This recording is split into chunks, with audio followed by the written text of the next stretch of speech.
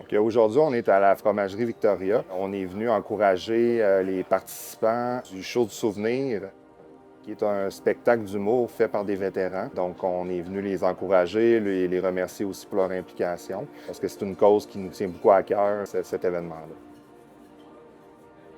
Bonjour, mon nom est Steven Bilodeau et je suis le fondateur du projet Show du souvenir.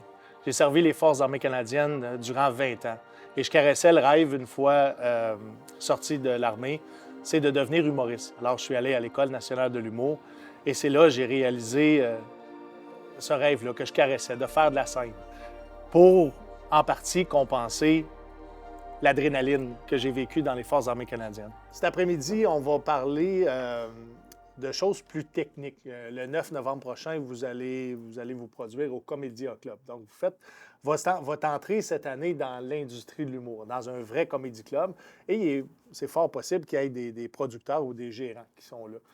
Je sais qu'on ne voulait pas faire de vous autres des humoristes de la relève, mais le programme est rendu à ce niveau-là. On va se produire dans une vraie salle de spectacle. C'est 150 personnes. Il y a déjà la moitié des billets qui ont trouvé preneur et inquiétez-vous pas, le spectacle se vend très, très bien.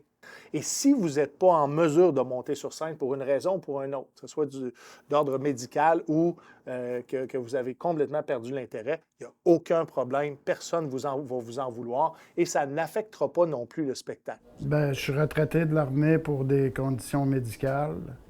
Et en plus de ça, je souffre de diabète et j'ai une insuffisance rénale qui m'a amené à devoir faire de la dialyse si je voulais rester en vie. Je suis allé dans une SQDC, puis j'ai expliqué mon cas vite. J'ai demandé, avez-vous de quoi qui pourrait m'aider? Ils ont dit oui, essaye ça. Puis c'était une huile, comme je me mettais autour de la langue.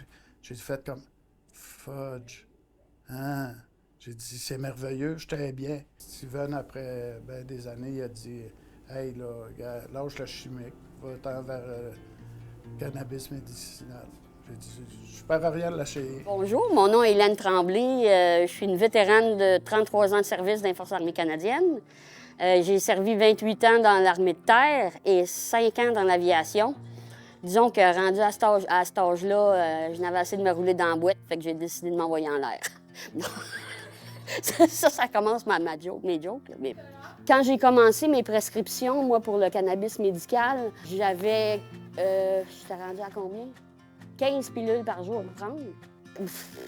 Moi, je pourrais pas vivre sans ça pour traiter, que ce soit des maux physiques ou des maux psychologiques. Depuis que je suis sur le cannabis médical, j'ai coupé de moitié les médicaments chimiques que je prenais, des prescriptions. Puis maintenant, là, j'ai ma prescription, puis je vous dirais que 80 de ma consommation, c'est des choses mangeables. En fait, pour moi, le show du souvenir, ça représente un ode au rire et à la vie.